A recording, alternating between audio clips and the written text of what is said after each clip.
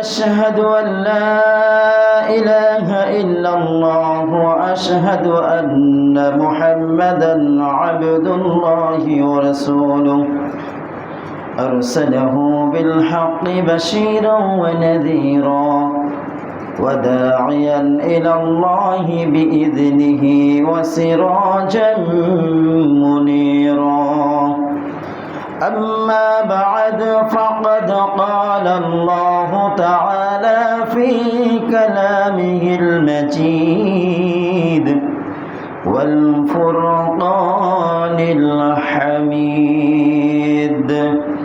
أعوذ بالله من الشيطان الرجيم بسم الله الرحمن الرحيم الذي جعل لكم الأرض فراشا والسماء بناء وأنزل من السماء ماء فأخرج به من الثمرات رزقا لكم فلا تجعلوا لله أندادا وأنتم تعلمون وقال تعالى في شان حبيبي صلى الله عليه الصلاة والسلام إن الله وملائكته يصلون على النبي يا أيها الذين آمنوا صلوا عليه وسلموا تسليما اللهم صل على سيدنا وعلى آله سيدنا اللهم صل على سيدنا وعلى آل سيدنا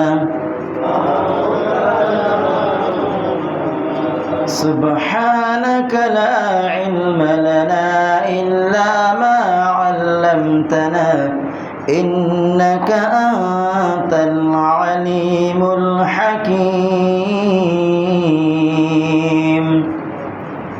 معزز ও মুহতারাম উপস্থিতি সম্মানিত দিনদার মুসল্লিয়ান কিরাম আল্লাহ তাআলার দরবারে অগণিত শুকর এবং সাজুদ পেশ করছি যে রব যেই মালিক দয়া করে মায়া করে গত জুমার ন্যায় আজকেও আমাদেরকে ঐক্যবদ্ধ হয়ে তার গোলামি করার জন্য আসার এবং বসার সুযোগ করে দিয়েছেন এজন্য আমরা খুশি না বেজার? যদি খুশি হয়ে থাকি যে রব আমাদেরকে খুশি রেখেছেন, যেই মালিক আমাদেরকে সুস্থ রেখেছেন, সেই রবের প্রশংসা করে নিচ্ছি। জোরে বলি আলহামদুলিল্লাহ। আমি কতটুকু সুস্থ আছি, কতটুকু আল্লাহ তাআলা আমাকে ভালো রেখেছেন, এটা যদি আপনি জাস্টিফাই করতে চান তাহলে আপনি কোনো হসপিটালে কোনো হাসপাতালে চলে যান। ওখানে অগণিত অসুস্থ রোগী আছে, কারো চোখ নাই, কারো হাত নাই, কারো পা নেই, কারো অঙ্গ প্রত্যঙ্গ কাটা ছেঁড়া ফাড়া সেলাই যুক্ত। তারা সুস্থর জন্য চিৎকার করতেছে, হাহাকার করতেছেন। আর যে আপনি যদি পরকালকে চিন্তা করেন, পরকালের কথা যদি স্মরণ করতে চান, তাহলে আপনি কোনো একটা গুরুস্থানে চলে যান। ওখানে গিয়ে দেখবেন আপনার মতন আমার মতন অসংখ্য লোক মাটির নিচে শুয়ে আছে, যারা কিছুদিন পূর্বে, কিছু মাস পূর্বে এই দুনিয়ার জমিনে চলাফেরা করেছে। আজকে আল্লাহ তাআলার হুকুমে তারা দুনিয়া থেকে মাটির নিচে চলে গেছে, ঠিক না? এই জন্য শুকরগুজার করতে হবে কার? আল্লাহর। যেহেতু আজকে আমাদের সূরাতুল বাকারার 22 নম্বর আয়াত, এখানে আয়াতে অনেক কিছু আল্লাহ তাআলা নিদর্শন আল্লাহ তাআলা আমাদেরকে দিয়েছেন, তার রহমত, তার বরকত কি, সেই বিষয় নিয়ে আলোচনা করব ইনশাআল্লাহ। মহাগ্রন্থ আল কোরআনুল কারীম 2 নম্বর সূরা সূরাতুল বাকারার 22 নম্বর আয়াতে আল্লাহ তাআলা বলেছেন, الذي جعل لكم الأرض فراشا والسماء بناء وأنزل من السماء ماء فأخرج به من الثمرات رزقا لكم فلا تجعلوا لله أندادا وأنتم تعلمون الله أكبر الله تعالى بسن الذي جعل لكم الأرض فراشا والسماء بناء الذي جني جعل لكم লাকুমুল আরদু, আল্লাহ রাব্বুল আলামিন তোমাদেরকে জন্য বিছানাকে, আল্লাহ জমিনকে বিছানা বানিয়ে দিয়েছেন। ফিরাশাও ওয়াস সামা, আর আল্লাহ রাব্বুল আলামিন আসমানকে ছাদ হিসাবে তোমাদের জন্য নির্মাণ করে দিয়েছেন। ওয়াস সামা বিনাআ, আর দয়াময় রহমান আপনার আমার জন্য আসমান থেকে বৃষ্টি বর্ষণ করেন। وأنزل من السماء ماء فأخرج به من الثمرات رزقا لكم وأنزل من السماء ماء, আসমান থেকে আল্লাহ রাব্বুল আলামিন পানি বর্ষণ করেন। আসমান থেকে বৃষ্টি বর্ষণ করার কারণে কি হয়? فأخرج به من الثمرات, আল্লাহ তাআলা আসমান থেকে যেই পানি বর্ষণ করেন, বৃষ্টি বর্ষণ করেন, সেই বৃষ্টির ধারা আল্লাহ রাব্বুল আলামিন নানান ধরনের নানান স্বাদের আল্লাহ তাআলা সামারাত, ফলমূল আল্লাহ তাআলা সৃষ্টি করে দেন। রিজকান লাকুম, তোমাদের জন্য পবিত্র রিজিক হিসাবে। ফালা তাজআলু লিল্লাহি আনদাদা ওয়া আনতুম তা'লামুন। আল্লাহ তাআলা বলেন, ও বান্দারা শোনো, আমি রব তোমাদের জন্য জমিনকে বিছানা বানিয়ে দিলাম, আসমানকে ছাদ হিসাবে বানিয়ে দিলাম। আসমান থেকে পানি বর্ষণ করে জমিনে পানি বর্ষণ হয়। পানি বর্ষণ করার কারণে ও বান্দারা তোমরা জমিনে জীবনযাপন করবা, বসবাস করবা, তোমাদের ক্ষুধা লাগে, খাবারের প্রয়োজন। আমি আসমান থেকে যেই পানি বর্ষণ করি, সেই পানির বর্ষণের কারণে জমিন থেকে নানান ধরনের নানান স্বাদের ফলমূল আমি তোমাদের জন্য সৃষ্টি করে দেই। ও বান্দারা, আমি রব তোমাদের জন্য এত সুন্দর নিয়ামত, এত সুন্দর আরামের জন্য ছাদের বিছানা, ছাদের ব্যবস্থা করে দিয়েছি, ঘুমানোর জন্য মাটিকে বিছানা বানিয়ে দিয়েছি, আসমান থেকে পানি বর্ষণ করে তোমাদের রিজিকের ব্যবস্থা করে দেয়। আল্লাহ তাআলা বলেন, ফালা তাজআলু লিল্লাহি আনদাদা ওয়া আনতুম তা'লামুন। ও আমার বান্দারা শোনো, আমি রব তোমাদের জন্য এত কিছু করেছি, এখন সুতরাং তোমরা শুনে রাখো। ফালা তাজআলু লিল্লাহি আনদাদা ওয়া আনতুম তা'লামুন, আমি রব, একমাত্র রব তোমাদের জন্য এই গুনাহ করেছি, অতএব তোমরা জেনে শুনে আমি রব আমার সমকক্ষ কাউকে দাঁড় করায় না। আমি রব, আমার সমকক্ষ কাউকে দাঁড় করিও না। অতএব আমি হইলাম অনলি ওয়ান আল্লাহ, একমাত্র রব আমি, এছাড়া আর কোনো রব নেই। এই জন্য আল্লাহ তাআলা বলেন, আল্লাযী জাআলা লাকুমুল আরদ, আল্লাযী যিনি জাআলা লাকুমুল আরদ, তোমাদের জন্য জমিনকে বিছানা বানাই দিলে, ফিরাশাও ওয়াস সামাআ বিনাআ, আর আসমানকে আল্লাহ রাব্বুল আলামিন ছাদ হিসেবে বানিয়ে দিলেন। ওয়া আনজালা মিনাস সামাই মাআ, আর আসমান থেকে আল্লাহ রাব্বুল আলামিন পানি বর্ষণ করেন, কিসের কারণে? ফাআখরাজা বিহি মিনাস সামারাত, এই পানি বর্ষণের কারণে জমিনে ফল ফলন হয়ে থাকে, ঠিক না? পানি শেষ করে জমিনে তারপর ফসল ফলানো কষ্ট বেশি না আসমান থেকে পানি পড়লে কষ্ট কম বেশি? কোনটা হয়? নিজেরা পানি সেচ করে তারপরে পানি দিয়ে হাল চাষ করা এইটা সহজ, না আসমান থেকে পানি পড়ার পরে হাল চাষ করা সহজ? তাহলে সহজ জিনিসটা যিনি করে দিয়েছেন তিনি হইলেন আমাদের রব, ঠিক না? আর এই রবের প্রশংসা করতে হবে, রবের সামনে কাউকে দাঁড় করা যাবে না। রব, আমি তোমাদেরকে এই নির্দেশনা দিয়ে দিলাম, আসমানকে আমি ছাদ বানাই দিলাম, জমিনকে তোমাদেরকে আমি বিছানা বানাই দিলাম, জমিনের উপরে ফসল দিয়ে দিলাম, তোমাদের হালাল রিজিকের ব্যবস্থা করে দিলাম। ও বান্দারা, এত কিছু করলাম, আর তোমরা যদি এত কিছু আমার নিয়ামত পাইয়া আমার সম্মুখ যদি কাউকে দাঁড় করানো হয়, তাহলে আমি রব দ্বিতীয় নাম্বার রব হয়ে যাই। আমার সামনে যদি আরো কাউকে দাঁড় করানো হয়, তাহলে আমি হইলাম 2 নম্বর, আর একজন হয় 1 নম্বর, অথবা তিনি হইলে 2 নম্বর, আমি হইলাম 1 নম্বর। রব তো একজনই, ঠিক কিনা? ঠিক কিনা? কুল হুয়াল্লাহু আহাদ। আল্লাহ কয়জন? আল্লাহ কয়জন? গরমে গরম হবে, দেখবেন ঘামাইয়ে ঠান্ডা লাগবে, ঠিক না? কথা কয় না? এই মাঠে যারা কাজ করে প্রচণ্ড রৌদে হয়তো 5-10 মিনিট শরীরে সহ্য হয় না, এরপরে যখন একটা ঘাম ছুটে যায় তখন গরম আর গরমও হয় না, ঠান্ডা হয়ে যায়, ঠিক না? কথা বলে না? মাঠে ঘাটে কাজ করেছেন কখনো? করে দেখেন, না হাইটে দেখেন, কাজ করা লাগবে না, হাইটে দেখেন। এখন বেশি না, এখান থেকে শুরু করে শিপ বিল্ডিংয়ে যাইবেন, রৌদে দেখবেন কাজ করতে হবে। এই জন্য আল্লাহ তাআলা বলেছেন, ও বান্দারা শোনো, আমি রব তোমাদেরকে এত কিছু নিয়ামত দিলাম, এত কিছু নিয়ামত পাইয়া তো যদি তোমরা অন্য কাউকে ইলাহা বানাইয়া নাও, তাহলে আমি রব এইটা কিন্তু সহ্য করতে পারি না। পারি? একটা এক্সাম্পল দিই। মনে করেন যারা বিবাহ করেছেন সবাই আল্লাহ তাআলা নিয়ামত দিয়েছেন, আল মাল ওয়াল বানুনা জিনাতুল হায়াতিদ দুনিয়া, ছেলে সন্তান, ধন সম্পদ, এই জায়গায় এটা দুনিয়া।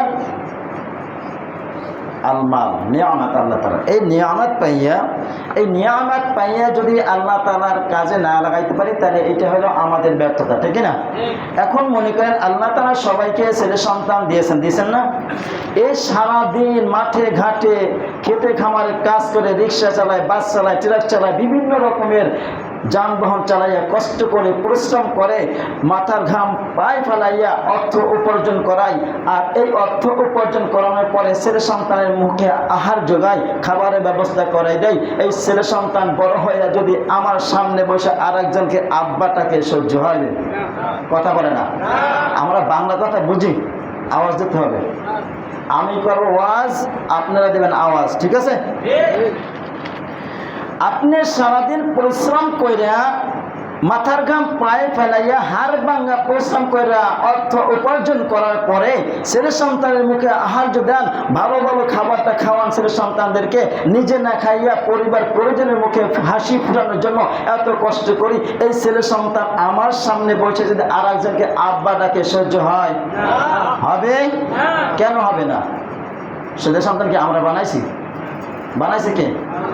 আল্লাহ। শুধু একটু হালকা একটু কাজ করেছি, আল্লাহ ব্যবস্থা করে দিয়েছে, ঠিক না? তাহলে যিনি বানাইছেন তিনি সবকিছু তিনি করেছেন, আমাদের কোনো এখানে অবদান নাই, শুধু একটু আমরা মিলিত হয়ে গেছি স্বামী স্ত্রী, এই জন্য আল্লাহ তাআলা একটা নিয়ামত দিয়েছেন। এই নিয়ামত আর একজনকে যদি আব্বা ডাকে, তাহলে আপনার আমার যেরকম সহ্য হয় না, যেই রব আপনাকে আমাকে 1 ফোঁটা বীর্য থেকে রক্তপিণ্ড বানাইছে, বীর্যকে রক্ত বানাইছেন, রক্তকে গোস্তে পরিণত করেছেন, গোস্তকে হাড্ডি বানাইয়া একটা দেহ বানাইয়া মায়ের গর্ভে পাঠাইলেন, মায়ের গর্ভে থেকে দুনিয়া আসলেন, আপনাকে আমাকে এত বড় করলেন, হাত দিয়েছেন, পা দিয়েছেন, চোখ দিয়েছেন, অঙ্গ প্রত্যঙ্গ দিয়েছেন, আল্লাহ নিখুঁত বানাইয়া দিয়েছেন। লাকাদ খালাকনাল ইনসানা ফি আহসানি তাকওয়িম, আল্লাহ তাআলা অগণিত মাখলুকাত সৃষ্টি করেছেন, তারপরে শ্রেষ্ঠ মাখলুক হইলাম আমরা মানুষ, ঠিক না? এই মানুষ আল্লাহ তাআলা আমাদেরকে এত কষ্ট করে বানানোর পরে এই মানুষ হয়ে যদি আমরা আল্লাহর সামনে যদি আরেকজন রব দাঁড় করাই, আল্লাহ সহ্য করবে? করবে? আর একটা দেখাই। মনে করেন আজকে বিবাহ করেছেন একজন যুবক, একজন যুবতী, দুজনে বিবাহ বন্ধনে আবদ্ধ হয়ে গেছেন। আজকে স্ত্রীকে বাড়ি ওই তার মেয়ের বাড়ি থেকে নিয়ে আসলেন, শ্বশুর বাড়ি থেকে বিবাহ করে নিয়ে আসলেন। আসার পরে তার সাথে কোনো যোগাযোগ নাই, কথা নাই, কোনো কিছু নাই, একবারে নূতন কথাবার্তা শুরু হবে। এখন আপনি কোনো ক্রমে একটু বাহিরে গেলেন, আয়সা যদি দেখেন একটা পরপুরুষ আপনার ওই নতুন স্ত্রীর কাছে শুয়ে আছে, আপনার সহ্য হবে? কথা বলে না? যাদের সহ্য হবে তারা স্ত্রীকে ভালোবাসে না, ঠিক না? আপনি শুধু দেখছেন আছে শুনেছে কোনো কিছু করে না, এইটা যদি আপনার সহ্য না হয়, আপনার কোনো পরিস্থিতি না, মাত্র একটু কালেমা পড়ে বাড়িতে নিয়ে আসছেন, আপনার সামনে বসে একটা পরপুরুষ আছে তার পাশে ঘুমাইয়া রয়েছে, কোনো কিচ্ছু করে না, আপনার সহ্য হবে? হবে? এক কথায় বলবেন বাঁচি আর মরি, জেলে যাই আর ফাঁসি হয়, কি হয় দেখার বিষয়, তোকে আর শাস্তি করি তারপরে দেখা যাবে, ঠিক না? বউকেও শাস্তি করবে, যে শুনছে তাকেও শাস্তি করবে, ঠিক না? আমার রব ঠিক সেই রকমের বান্দা, আমার খাও, আমার পরো, আমার জমিনে চলো, সূর্যের আলো নাও, চন্দ্রের আলো নাও, সব কিছু আমার দেয়া খাইয়া পড়ে তারপর যদি আরেকজনকে রব স্থির করাও দাঁড় করাও, তাহলে আমি তোমাদেরকে এমন শাস্তি দেব যে শাস্তির কোনো ক্ষমা নাই। আছে? আছে? এই জন্য আল্লাহ তাআলা বলেন ফালা তাজআলু লিল্লাহি আনদাদা ওয়া আনতুম তা'লামুন, তোমরা জেনে শুনে আমার সমকক্ষ কাউকে দাঁড় করাইও না। ওয়াল আরদা ফিরাশা, জমিনকে বিছানার মতন স্থিরতা বানাই দিয়েছেন। এই জমিটা যদি ধরপর করে কাঁপতো, মানুষ স্থির হয়ে থাকতে পারতো? পারতো? মাঝে মাঝে দুই একটা আল্লাহ তাআলা লাড়া দেয়, একটু ভূমিকম্প দেয়, ভূমিকম্পের কারণে বড় বড় বিল্ডিং ধসে পড়ে যায় না? কত মানুষ ক্ষতি হয়ে যায়, কত মানুষ মারা যায়, বড় বড় বিল্ডিং ভেঙে পড়ে যায়। একটা সেকেন্ড 2 সেকেন্ড থাকে, যদি 20 সেকেন্ড 25 সেকেন্ড থাকতো তাহলে কোনো অস্তিত্ব থাকতো না। থাকতো? মাঝে মাঝে 2 সেকেন্ড 3 সেকেন্ড একটা ঝাঁকুনি দেয়। ইযা যুলজিলাতিল আরদু জিলজালাহা ওয়া আখরাজাতিল আরদু আসকালাহা ওয়া ক্বালাল ইনসানু মা লাহা ইযা যুলজিলাতিল আরদু জিলজালাহা, যখন আল্লাহ তাআলা জমিনকে ভূমিকম্পের মতন নাড়া দেবেন, কিয়ামতের দিবসের কথা বলা হয়েছে। মানুষ পাগল হয়ে যাবে, মানুষ বলবে মাটির কি হয়ে গেল, আজকের স্থির নাই কেন, লাফালাফি করে কেন? সামান্য লাফালাফি যদি করতো, মানুষ স্থির হয়ে বসবাস করতে পারতো না? পারতো? পারতো? বিল্ডিং পিলার একটা গাঁত তো ঝাঁকুনি দিত, উড়ে যাইতো, আর একটা গাঁথা শুরু করতো, দেখতে এদিকে নাই, ওদিকে শুরু করবে এদিকে নাই, আবার ওদিকে শেষ হবে এদিকে দেখবে নাই। এই জন্য আল্লাহ তাআলা বলেন আরদা ফিরাশা, আমি জমিনকে স্থিরভাবে বানাই দিয়েছি, কোনো নড়াচড়া করবে না, যার কারণে নড়াচড়া না করতে পারে, সেই জন্য আমি রব আল্লাহ তাআলা প্যারাক হিসাবে পাহাড়কে আমি নির্মাণ করে দিয়েছি। সুবহানাল্লাহ। ওয়াস সামাআ বিনাআ, আর আমি আকাশকে খুঁটি ছাড়া আমি ছাদ বানাই দিয়েছি, আকাশকে খুঁটি ছাড়া ছাদ বানাই দিয়েছি। ও দিনী মুসলমান ভাইয়েরা, আপনি দেখেন বাহিরে একটু নামাজের জন্য ব্যবস্থা করা হয়েছে, কতটি খুঁটির ব্যবস্থা করা হয়েছে, ঠিক না? কিনা? হাল তারা মিন ফুতুর সুম্মা রজি'আল বাসারা কাররাতাইন ইয়ানকালিবু ইলাইকাল বাসারু খাসিয়ান ওয়া হুয়া হাসির। আল্লাহ তাআলা বলেন, ও আমার বান্দারা, আসমানের দিকে তাকাইয়ে দেখো, আমি খুঁটিবিহীন যে আসমানকে ছাদ তোমাদের জন্য বানাই দিয়েছি, এই আকাশের ভিতরে কোনো ত্রুটি দেখো কিনা, ফাটল দেখো কিনা, কোনো ছিদ্র দেখো কিনা?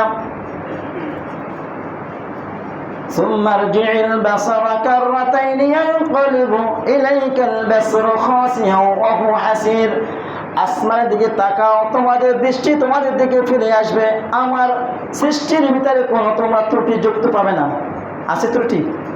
এই জন্য আল্লাহ তাআলা বলেন, আমি আসমানকে খুঁটি ছাড়া বানাইছি তোমাদেরকে দেখানোর জন্য, আমি রব কতটা পাওয়ারফুল, আমার ক্ষমতা কিরকমের, এইটা তোমাদের বোঝানোর জন্য এত বিশাল একটা আকাশকে তোমাদের জন্য খুঁটি ছাড়া ছাদ বানাই দিলাম। وأنزل من السماء ماء, আর আল্লাহ রাব্বুল আলামিন বলছেন সকল প্রাণের উৎস পানি। সকল প্রাণের উৎস কি? পানি। যখন দেখবেন চৈত্র মাসে যেখানে জমিতে ধান হয়, সেই জমিটা প্রচণ্ড রোদের কারণে ফাইটে 1 বিঘা ফাঁকা হয়ে যায়, 4 আঙ্গুল ফাঁকা হয়ে যায়, দেখছি আমরা, দেখছি না? এইটা যদি মানুষের নদী থেকে পানি শেষ করে এই জমিনকে ভিজাইতে হইতো, তারপরে হাল চাষ করতে হইতো, মানুষের পক্ষে সম্ভব ছিল না? ছিল? সামান্য মাঝে মাঝে দেখি যে ধুলাবাল উড়ে পানি দিয়ে তারপরে এইটা সমাধান করা সম্ভব হয় না? হয়?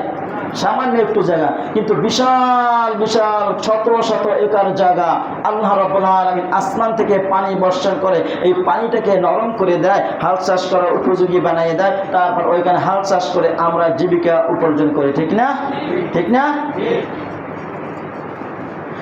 فأخرج به من الثمرات আল্লাহ তাআলা বলেন এই আসমান থেকে পানি পড়ার পরে এই পানিটা যখন নরম হয়ে যায় ফসল বোনানোর জন্য যেখানে যে রকমের দরকার আমি সেই রকমের ব্যবস্থা করে দেয়। ঠিক না? জমিতে যখন ধান ফসল হবে সেখানে হাঁটু পর্যন্ত পানি থাকে, ওই পানি থাকলে কোনো সমস্যা না হয়। আর যদি আপনি মাটি একটু উপরে আলু চাষ করেন, আলুতে যদি এইরকম পানি থাকে আলু থাকবে না পচে যাবে? পচে যাবে না? তাহলে যেইখানে যেইভাবে উপযোগী দরকার সেইভাবে উপযোগী বানাইয়া আল্লাহ তাআলা তার কুদরত বরকত এটা মানুষকে দেখাই দেন। ঠিক না? এই জন্য কখনো কখনো দেখা যায় পানি এমন হয়ে যায় ফসল পয়সা যায় না? আল্লাহ তাআলা সূরা ওয়াকিয়ার ভিতরে বলছে, ও বান্দারা তোমরা যখন জমিনে হাল চাষ করে বীজ বপন করে চলে আসো, এরপর তোমরা আর কোনো কাজ করো না, বাকি কাজটা আমি রব আমার কুদরতভাবে তোমাদেরকে করে দেয়। ঠিক না? ধান যখন ফালাইয়া আসি বীজ হয়, বীজ থেকে যখন একটার সাথে আরেকটা শীষ গজানোর পর ওইখান থেকে শত শত ছড়ায় ধান হয়, এই ধানগুলো কি আমরা ফলাই না রব ফলাই দেয়? যিনি ফলান তিনি আমাদের রব। ঠিক না? এর সামনে কাউকে সমকক্ষ করা যাবে?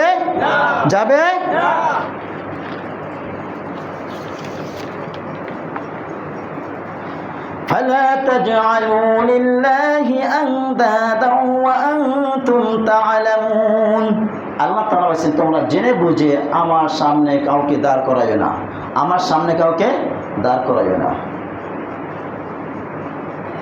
আমরা সামান্য বিবাহ দেখা যায়, বিবাহ করছি 1 বছর পর 1.5 বছর পর একটা সন্তান হয়, সেই সন্তান বড় হইয়া যদি আমাদের সামনে আমার খাইয়া আমার পরে আমার থাকে আমার কাছে সব কিছু করে আমার আন্ডারে থাইকা যদি আমার সামনে বসে আমার সন্তান আর একজনকে যদি আব্বা কইরা ডাকে আপনার কষ্ট লাগবে না? এত কষ্ট করলাম, এত কষ্ট করে নিজে ভালো কিছু খাইলাম না, একটা কিছু খাইতে মনে চাইছে, কিনছি নেব খাবো, সন্তানের কথা মনে পড়ছে, খাইনি ব্যাগ ভরে মোচা ভরে বাসায় নিয়ে আসছি। হয় না এরকম? হয় না? যাদের হয় না তারা হচ্ছে কঠিন হৃদয়ের মানুষ। আপনি যত বড় ভালো খাওয়ান বাসায় দেন না কেন, আপনার সামনে যখনই ভালো কোনো খাবার আসবে আপনার সন্তানের কথা যদি মনে না পড়ে তাহলে মনে হয় যে আপনার অন্তরে আল্লাহ তাআলার রহমত এটা নাই। ঠিক না? একজন সাহাবী দেখছেন তার বাচ্চারা হামাগুড়ি দেয়, ছোট বাচ্চার হাতে হাঁটে না, একটা সন্তানের বাবা আয়েশা কোলে নিয়ে খুব এগারের উপরে চুমু দিতেছে, খুব আদর যত্ন করতেছেন। আর একজনে বলতেছে ইয়া রাসূলুল্লাহ ও তো ওই রকমের সন্তানকে খুব ভালোবাসে, আমি তো এরকম ভালোবাসি না। নবীজি বলছে যার অন্তরে মায়া নাই, যার অন্তরে মহব্বত নাই, তার কাছে আর কি করার আছে? সন্তানের প্রতি যদি মায়া ভালোবাসা মহব্বত না থাকে ওই সন্তান আপনার প্রতি কেয়ার করবে না। ঠিক না? আগে দেখতাম ছোট ছোট বাচ্চারা যখন একটু কথা বলতে পারতো, ভালো কিছু বুঝতো, তখনই নানা নানির বাড়ি যাওয়ার জন্য পাগল হয়ে যেত। ঠিক না? যাইতো না? নানার বাড়ি যাইবে, নানির বাড়ি যাইবে, কত আনন্দ উল্লাস। আর এখনকার সন্তান বড় হইলে বেশিরভাগ হাসপাতালে যাওয়ার জন্য পাগল। ঠিক না?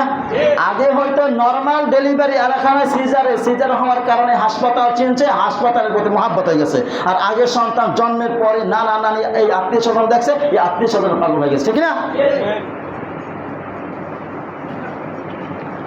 এই জন্য আল্লাহ তাআলা বলেন ফালা তাজআলু লিল্লাহি আনদাদা ওয়া আনতুম তা'লামুন। ও আমার বান্দারা শোনো, তোমরা জানো বুঝে আমি রব ছাড়া আর কোনো ইলাহ নাই, আমি ছাড়া আর কোনো আইনদাতা নাই, আমি ছাড়া আর কোনো বিধানদাতা নাই, আমি সৃষ্টি করেন একমাত্র রব, আমি ছাড়া অন্য কোনো রব নাই। তোমরা জেনে বুঝে আমার সামনে কাউকে দাঁড় করাইও না, এ নিয়েও হইল আমাদের রব, এটা দাঁড় করাই না, এইটা আমি সহ্য করতে পারি না।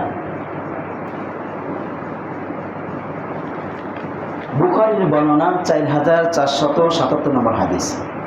বুখারীর বর্ণনা 4477 নম্বর হাদিস। আন আব্দুল্লাহ ইবনে মাসউদ রাদিয়াল্লাহু তাআলা আনহু قال سألت النبي صلى الله عليه وسلم أي الذنب أعظم عند الله قال أن تجعل لله ندا وهو خلقكم إن ذلك لعظيم হযরত আব্দুল্লাহ ইবনে মাসউদ রাদিয়াল্লাহু তাআলা আনহু থেকে বর্ণিত তিনি বলেন قال سألت النبي صلى الله عليه وسلم আমি নবীজির কাছে জিজ্ঞাসা করলাম আইয়ুদ্দামবি আযবা ইনদাল্লাহ আল্লাহর কাছে সবথেকে বড় গুনাহ কোনটা আমি আব্দুল্লাহ ইবনে মাসউদ নবীজির কাছে জিজ্ঞাসা করলাম আল্লাহর কাছে সবথেকে বড় গুনাহ কোনটি قال أن تجعل لله ندا নবী করিম সাল্লাল্লাহু আলাইহি ওয়াসাল্লাম বলেছেন আল্লাহর সমকক্ষ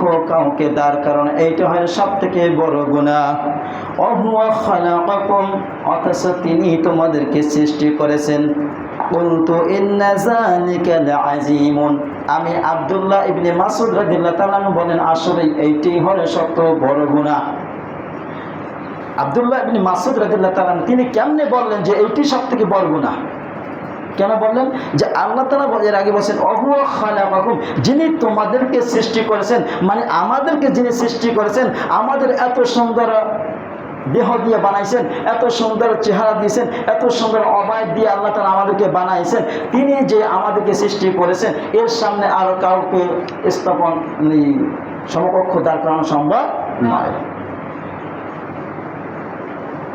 বলতো সুম্মা আইয়ু এরপরে আমি আব্দুল্লাহ ইবনে মাসউদ রাদিয়াল্লাহু তাআলা জিজ্ঞেস করলাম এরপরে কোনটা ক্বালা ওয়া আন তাকতুলা ওয়ালাদুকা তাখাফা আইয়াতা'ামু মা'আক নবী করিম সাল্লাল্লাহু আলাইহি ওয়াসাল্লাম এরপরে বলছেন তোমরা সন্তানকে হত্যা করবা এই ভয়ে সন্তান তোমাদের কাছে আহার খাবে তোমাদের কাছে খাবার চাইবে তোমাদের সাথে খাবার খাইবে এই ভয়তে সন্তানকে হত্যা করা এই ভয়কে সন্তানকে হত্যা করা তাহলে বড় গুনাহের ভিতরে শিরক হয়েছে প্রথমে তারপরে এসে সন্তানকে হত্যা করা এটা হচ্ছে কি কবিরা গুনাহ বড় কবিরা গুনাহ কেন আমরা সন্তানকে হত্যা করি কিভাবে হত্যা করি বিভিন্ন রকমের মাধ্যম আছে একটা সন্তান বড় হয়ে গেছে এই জন্য হত্যা করছি এটা না সন্তান দুনিয়া আসার আগে মায়ের গর্ভে বসে অনেক সন্তানকে হত্যা করে আছে না এরকমের বাচ্চা 2 মাস 3 মাস গর্ভে আসা যায় দুনিয়া আসলে কি হবে এইটাকে এরপর যাইয়া ইমোশন করানো হয়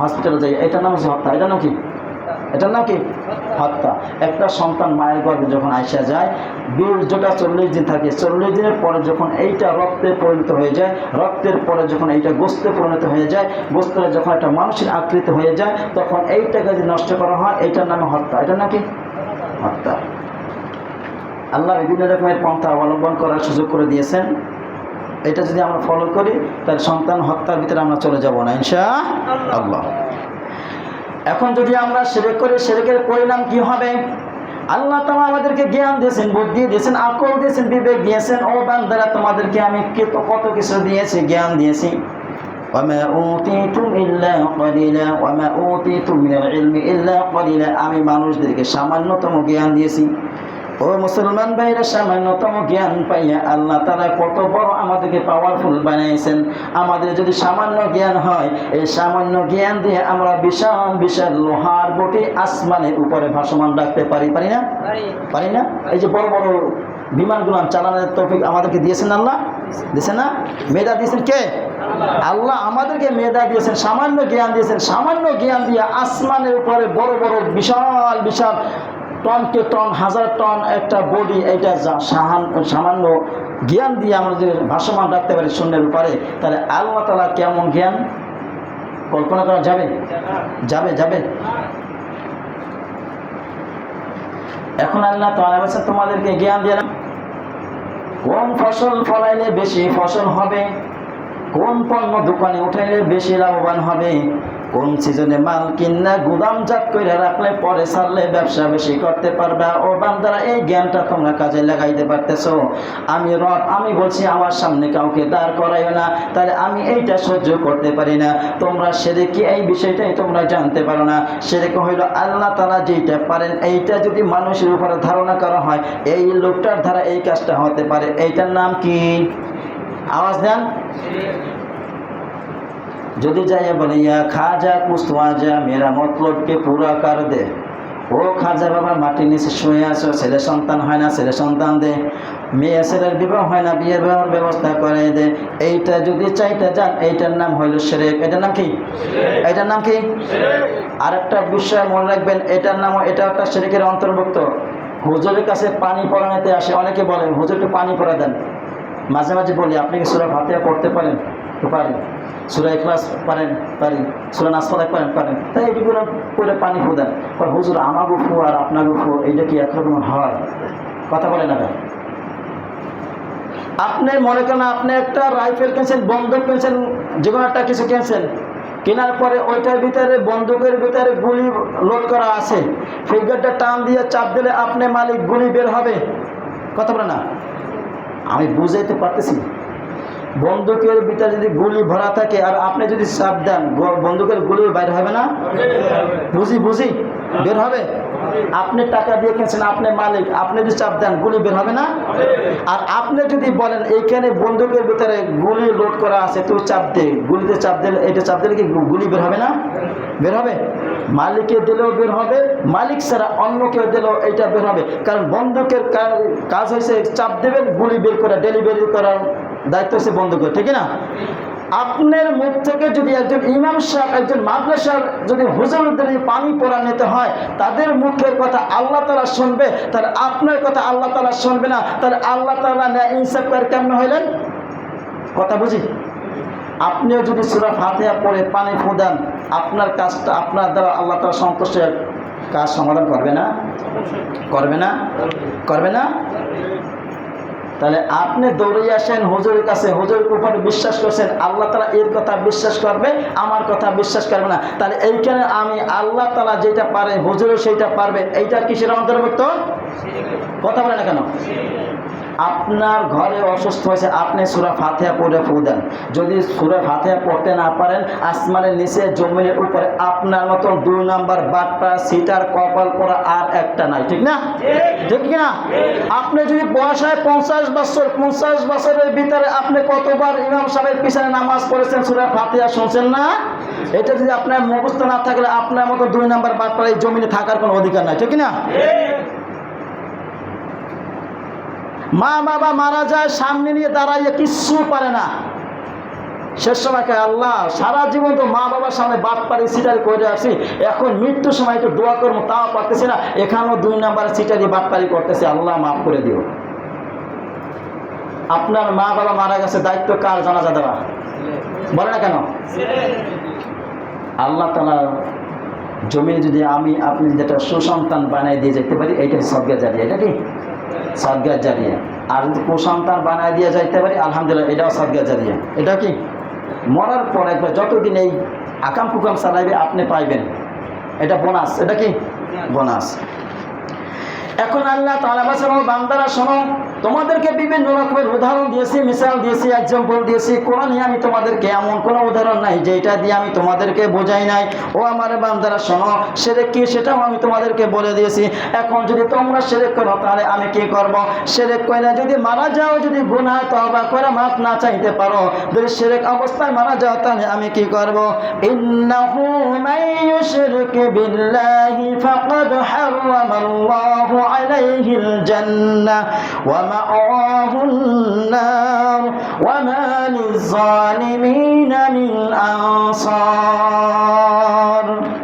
ইন্নাহু মাইয়ুশরিক বিল্লাহ, ইন্নাহু নিশ্চয় যে ব্যক্তি আল্লাহর সাথে শিরক স্থাপন করল, ইন্নাহু মাইয়ুশরিক বিল্লাহ ফাকাদ হারামাল্লাহু আলাইহিল জান্নাহ, যে ব্যক্তি শিরক অবস্থায় মারা যাবে, মুশরিক হয়ে মারা যাবে, আর যদি তওবা না করতে পারে, তার জন্য জান্নাত হারাম। কি? হারাম। ওয়া মা'ওয়াহুন নার, আর তার জন্য চিরস্থায়ী জাহান্নাম। ওয়া মা লিয-যালিমিনা মিন আনসার, আর এই সমস্ত জালেমদের জন্য কোনো সাহায্যকারী নাই। আছে? আছে? মৃত্যু যে রকমের সত্য, যেই রকমের সত্য, আপনি যদি শিরক অবস্থায় মুশরিক হয়ে মারা যান, আপনার জন্য চিরস্থায়ী জাহান্নাম, সেই রকম সত্য, ঠিক না? ঠিক না? শিরক বিষয় জানতে হবে। শিরক বিষয় কি জানতে হবে। আমি এখানে আসার পরে প্রায় 6 মাসের মতো শুধু শিরক নিয়েই কথা বলছিলাম। 6 মাসের মতন শুধু শিরক দিয়ে কথা বলছিলাম, যাতে জাতি শিরক থেকে বাঁচতে পারে। আপনি অন্য অন্য গুনাহ করছেন, আল্লাহ তাআলা ক্ষমা করলে করতে পারেন, সেটা আল্লাহ তাআলার ইচ্ছা। যদি শিরক অবস্থায় মারা যান কখনো মাফ করবেন না।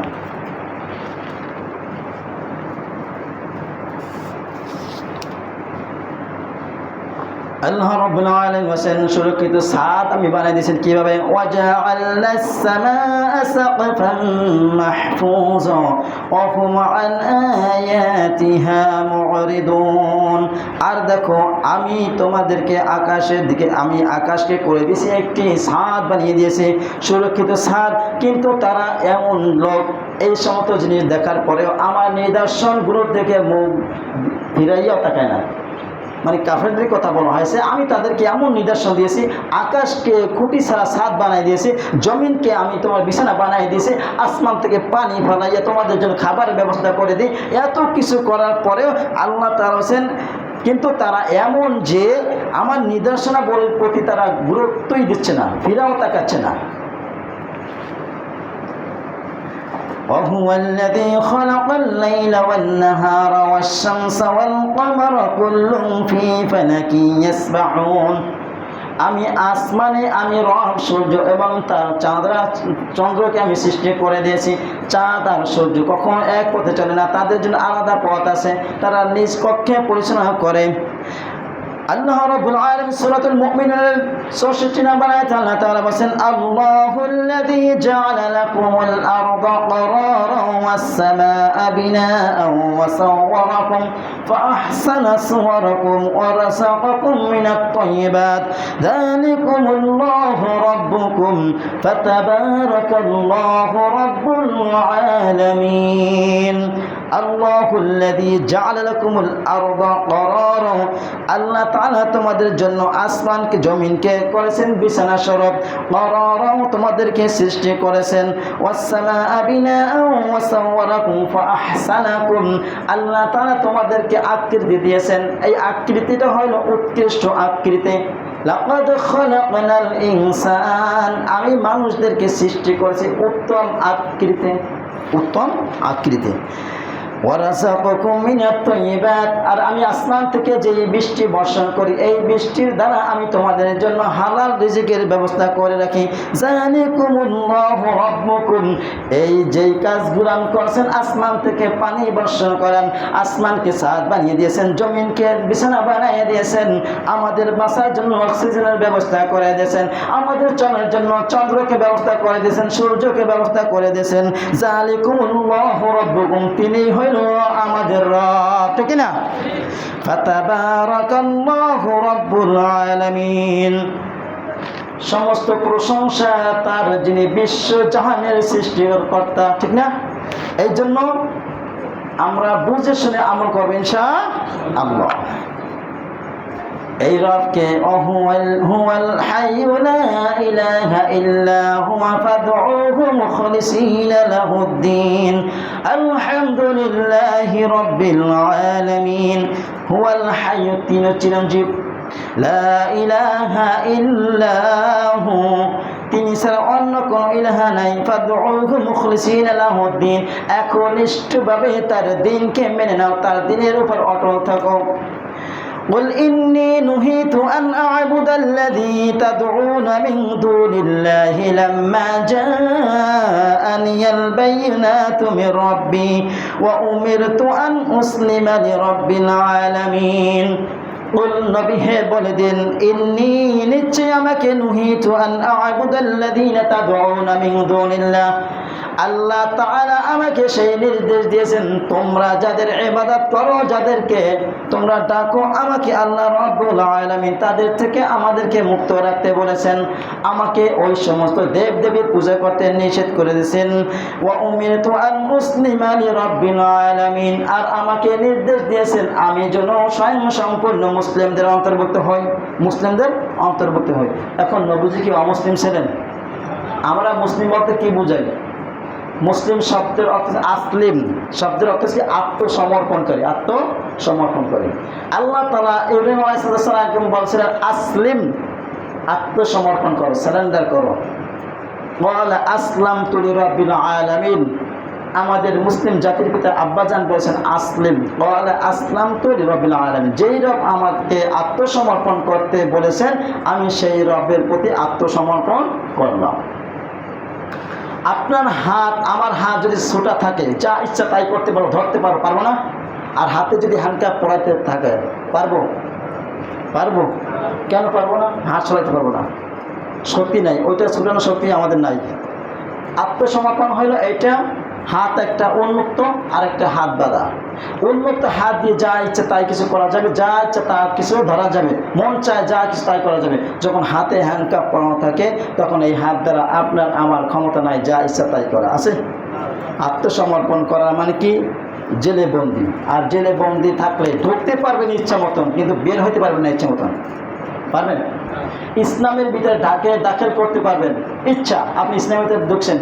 আর ইসলাম থেকে বের হইতে হলে তারপর ডাবল শাস্তি। আপনি জেলে গিয়েছেন, একটা অন্যায় করছেন, জেলে গিয়েছেন, ওই জেল থেকে পালাইয়ে যদি আবার ধরা পান শাস্তি কম হবে না বেশি হবে? বেশি হবে না? কারণ বেটা অন্যায় একটা করে ঢুকছো, আর একটা অন্যায় করছো, জেল ভেঙে পালাইছো, এই দুইটা অন্যায়, শাস্তি হবে ডাবল, ঠিক না? আমরা জেনে শুনে বুঝে আল্লাহ তাআলার কাছে আত্মসমর্পণ করলাম, সিলিন্ডার করলাম, মাথা নত করলাম। কিন্তু জানার পরে, সব কিছু জানার পরেও যখন আল্লাহ তাআলার ওই আত্মসমর্পণকে উপেক্ষা করে আমরা ওখান থেকে বের হয়ে যাব, তখন আল্লাহ তাআলা আল্লাহ তাআলার গজব আপনার আমার উপর অনিবার্য, ঠিক না? এই জন্য নবীকেই বলেছেন, নবী হে আপনি আগে নিজে আত্মসমর্পণ করে এবার তাটা মানুষদেরকে বুঝান। নিজে প্র্যাকটিক্যাল আগে কিছু বুঝাইতে হয়। যেমন একটা উদাহরণ দেই, আমরা ছোটোবেলায় দেখছি মুরগির বাচ্চা ডিম তাও দেওয়া হয় না? দেয়? বরিশালের বাসা কী বলা হয়? উমন দেওয়া হয় নাকি? বরিশালের আছেন এখানে? এই বাচ্চা যখন তাও দেওয়া হয় তখন ছোট ছোট বাচ্চা বের হয়। এই বাচ্চা বের হয়ে কি খাওয়া শেখে না মা খাওয়া শেখানো হয়? মা শেখায় না? মুখ দিয়ে কুটকুট করে মুখে নেয় আর ফালায়, বাচ্চা মনে করে হ্যাঁ মা তো সব খাইয়ে ফেলাইতেছে, তখন বাচ্চায় খাওয়া শুরু করে, ঠিক না? কথা বলে না? তার বাচ্চা মা কি খাইছে না শিখাইছে? মা আগে জানছে না, খাওয়াটা শিখছে না, তারপরে বাচ্চাদেরকে শিখাইছে, তাই না? ঠিক আল্লাহ তাআলা নবীদেরকে বলছেন, নবী হে আপনারা আগে আত্মসমর্পণ করে তার আপনার উম্মতদেরকে দেখান, আমার বান্দাদেরকে দেখান আত্মসমর্পণ কীভাবে করতে হয়, ঠিক না? এই জন্য আপনি আগে আত্মসমর্পণ করেন, তারপর আপনার উম্মতদেরকে আত্মসমর্পণ কাকে বলে এটা শেখান, তারপর তারা শিখে যাবে অটোমেটিকলি, ঠিক না? এই জন্য আমরা শিখবো, অন্যদেরকে শেখাবো ইনশাআল্লাহ। 1 মিনিট একটা কথা বলি। এতক্ষণ তো কাফের মুশরিক এদেরকে নিয়ে কথা বলা হয়েছে, কিন্তু এই বাংলার জমিন, মানে আসমানের নিচে যে জমিন আছে, এই জমিনের উপরে সবথেকে ভয়ঙ্কর সন্ত্রাস কারা বলতে পারেন? বলেন। America W Bush.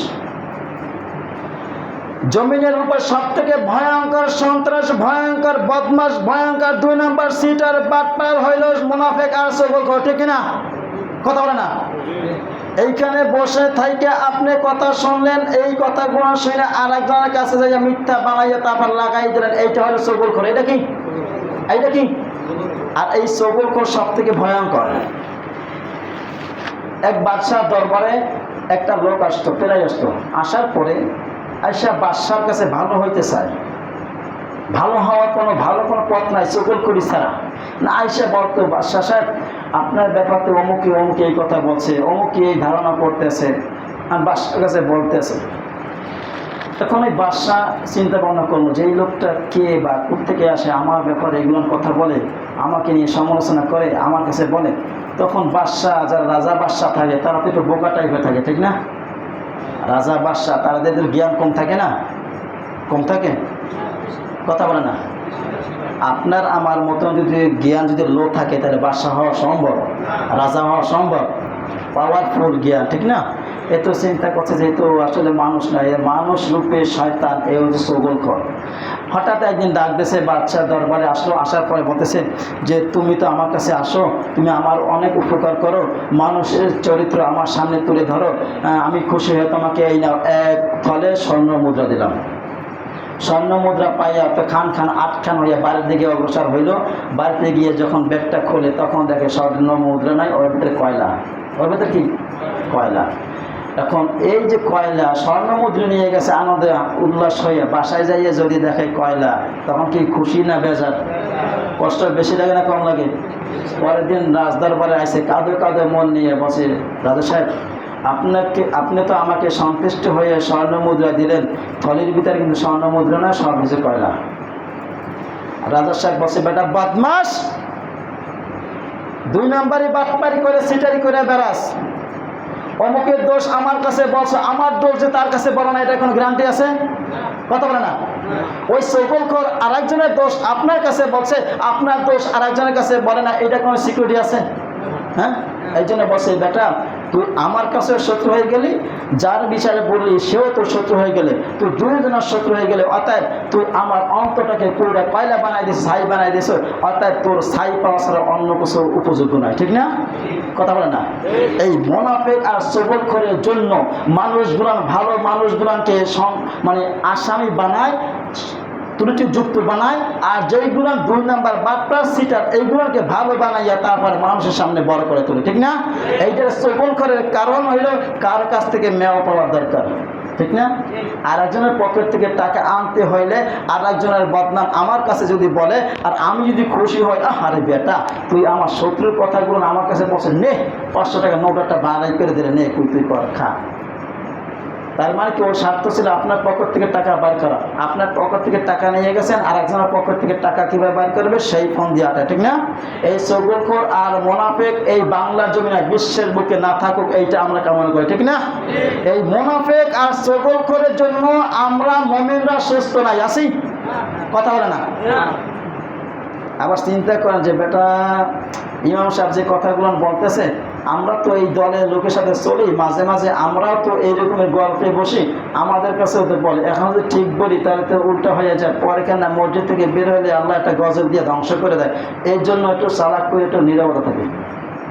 কথা বলে না। নীরবতাও যে সম্মতিকর কিসের, যেটা বলা হয় ওইটার লক্ষণ। ঠিক না? ঠিক না? এই জন্য ইনশাআল্লাহ আমরা কারো বিরুদ্ধে কখনো লাগাবো না, এটা লাগানোর চেষ্টা করব না। ঠিক না? আয়েশা রাদিয়াল্লাহু তাআলা আনহাকে নবীজি বলেন, আয়েশা আজকে আমার মনটা খুব খুশি, আজকে আমার কাছে মনটা খুব খুশি, ভালো লাগতেছে। আয়েশা তুমি যা চাবা আমি আল্লাহর রহমত দেওয়ার চেষ্টা করব। এখন আয়েশা রাদিয়াল্লাহু তাআলা আনহা সে কি বুদ্ধিমান ছিল না একটু জ্ঞান কম ছিল? বুদ্ধিমান ছিল না, খুব জ্ঞানী ছিল। এখন রাসূলুল্লাহ চাইতে বলছেন, আপনার কাছে চাইলে আল্লাহ তাআলা অবশ্যই দেবে, তবে আমাকে একটু সময় দেন, আমি যেন একটু চিন্তা ভাবনা করে চাইতে পারি। আয়েশা রাদিয়াল্লাহু তাআলা দৌড় দিয়ে চলে গেছেন কার কাছে? আব্বাজান আবু বকরের কাছে। যাওয়ার পরে বলতেছে, আব্বাজান এরকম তো রাসূল সাল্লাল্লাহু আলাইহি ওয়াসাল্লাম বলছেন আমি যদি যা চাই তাই দেবে। তখন আবু বকর রাদিয়াল্লাহু তাআলা বলছে, না আয়েশা তুমি নবীজির কাছে যাও, যাইয়ে বলছে, ইয়া রাসূলুল্লাহ আপনি যে মিরাজের রাত্রে গেলেন, আল্লাহর সাথে আপনার সাথে কি গোপন কথা এখন গোপন আছে যা মানুষের কাছে বলেন না, এইটা শুনতেছে। আয়েশা রাদিয়াল্লাহু তাআলা দৌড়ে বলছে, ইয়া রাসূলুল্লাহ আপনি যে মিরাজের রাত্রে আল্লাহর সাথে দিদার করেছেন, আল্লাহর সাথে সাক্ষাৎ করেছেন, আল্লাহ তাআলা আপনার সাথে কি কথা বলছে যে এই কথাটা আজকেও এখন তো বলেন না। তখন নবীজি বলছে, আয়েশা তুমি নিশ্চয়ই আবু বকরের কাছে গেছো, কিন্তু এই আবু বকর ছাড়া এই প্রশ্ন করার মতন আর কোনো লোক দেখি না। তখন বলছে যে শোনো, আজকে তোমার কাছে আমি এই কথাটা বলি, আল্লাহ তাআলা আমার কাছে কিছু কথা বলছেন, সেটা গোপন রাখছিলাম, তার ভিতর একটা হইল ভাঙ্গা মন জোড়া লাগাইলে আল্লাহ তাআলা সব থেকে খুশি হয়। সুবহানাল্লাহ। ভাঙ্গা মন জোড়া লাগাইলে সব থেকে খুশি হয়। যখন আবু বকর শুনল তখন নিজে খুব দুঃখ প্রকাশ করলো, না জানি আমার কথার দ্বারা কারো মন ভাঙে গেছে, এমন লোক আছে না? এরকমের আছে না? একটা মানুষ কত আরাম আয়েশে থাকে, সুন্দর থাকে, ভালো থাকে, স্বাচ্ছন্দ্য থাকে, আনন্দ থাকে, আপনি এই আনন্দটা সহ্য হয় না, চগলখড়ি কইরা মগনাফিকি কইরা আপনাকে উপরস্থ লোকদের কাছে আপনি ছোট করলেন, এইটার জন্য আল্লাহ তাআলা আপনাকে জাতির সামনে ল্যাংড়া করবে। ঠিক কিনা? আজ হোক কাল হোক আপনাকে সবার সামনে উলঙ্গ করবে। টুডে অর টুমরো অপেক্ষায় থাকো, আমরা দেখার অপেক্ষা আছে। ঠিক না? মুনাফিক আর চগলখড়কে স্থান দেওয়া যাবে না। ঠিক আছে? ঠিক আছে? আমার সাথে আছেন তো? পিছনটা দৌড় দিয়েন না, কিছু ধমক টমক দেয়। ঠিক আছে না? আল্লাহ তাআলা আমাদের সবাইকে বুঝে শুনে আমল করার তৌফিক দান করুন। ওয়া আখিরু দাওয়ানা আলহামদুলিল্লাহি রাব্বিল আলামিন। আসসালামু আলাইকুম ওয়া রাহমাতুল্লাহি ওয়া বারাকাতুহু।